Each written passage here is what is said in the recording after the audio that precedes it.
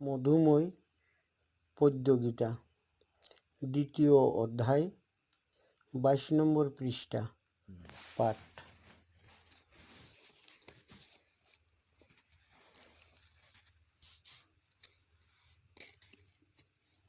ওহে রাম রাম রাম রাম রাম রাম রাম রাম, অপরাধ ক্ষমা প্রভু লোহিত বনাম। হেস গো মা সরস্বতী কণ্ঠেতে বসিয়া, যত পাপ করিয়াছি নাও গো মচিয়া। সমাধিতে স্থির বুদ্ধি হইল সে জল, কোনোভাবে অবস্থান করেন তখন। মনের কামনা যত করিয়া বর্জন, অন্তরেতে হবে যার আত্মা দর্শন। তাহাতে সন্তুষ্ট চিত্ত হইবে যখন, স্থির প্রাজ্ঞ বলি তারে কহে সুদীজন। বেকুল না করে হবে প্রাণ সুখ তাপ সুখে, ক্রুধ দেশ ভয় দুঃখ না পাশি সম্মুখে।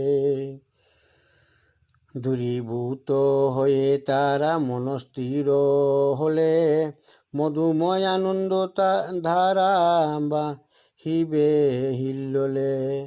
স্নেহ শূন্য মহা হীন দেহা দিব প্রতি, সুখ দুঃখে সবে যাহা তাক স্থির মতি। নিলিপ্ত হইয়া তাকে আনন্দ অন্তরে, নিবৃষ্ট তাহার চিত্ত সমাধি উপরে। প্রয়োজন বুধে কর্ম আপন চরণ, আপন শরীর মধ্যে করে সে গোপন। সেই রূপে ইন্দ্রিয়ের যে করে সংযত, স্থির বুদ্ধি বলি তিনি হন পরিচিত। ইন্দ্রিয় সংযত যম যারা না পারে করিতে, তারও কামনা না যায় চলি অন্তর হইতে। কিন্তু যার স্থির বুদ্ধি হয়ে চেয়ে উদিত,